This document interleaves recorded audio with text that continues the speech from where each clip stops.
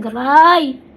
Feeling gwapa kayo na mag-braid ang person. Ayan, feel na feel ang aura-aura sa island girl kunuhay. Sa dihang island girl na ko guys. Ako'y kuan higot sa tiil.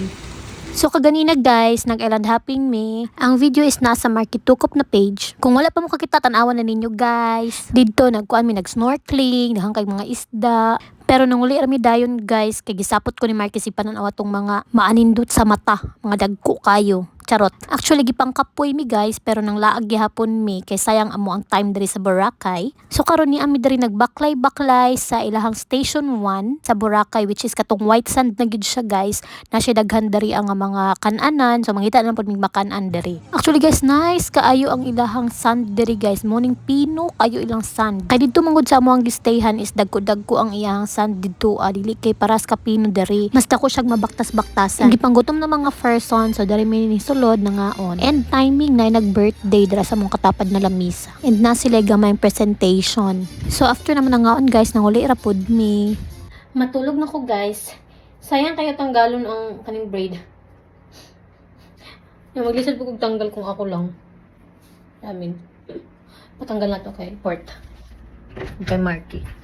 Tanggalan ninyo na sa kong buhok. Tanggalan ninyo, maluoy mo. Tanggalan ninyo sa akong buhok. Nilisod kayo itulog ani. Sige na guys. Tanggalan guys. Sige na guys, taguan ako ng mga kanyo. Gwapo siya. Sige na ba? Hindi ko, gistingan na ako, hindi ko matanggal.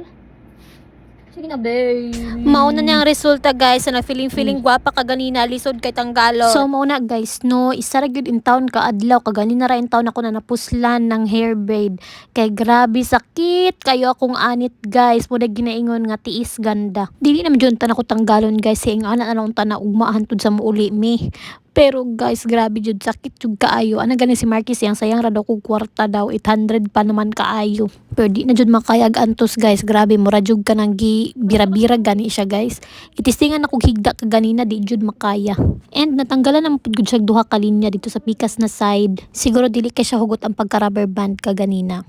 Ug wala jud unta to siya natanggalan og duha guys. Ang tuso na lang unta gyud nako na siya bahala perting sakita. Pero kada natanggalan naman siya, lain naman pud siya tan-awon, di naman pantay. So nag-decide na lang kung tanggalon na lang jud nako siya. Bahalag sayang kay tong 800. Arang lisuda man pud tanggalon ani guys. Tunay na tipo garay. Di jud ako kay akura. Nya wag ko nila gitabangan duha. Gitan-aw ra jud ko nila. Ay si Port natulog na di ay. Si Marky busy pud siyang cellphone.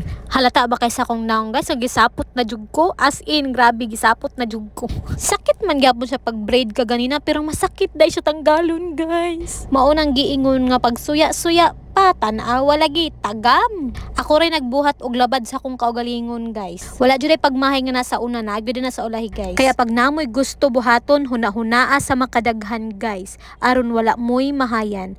Lesson for today. Bye-bye!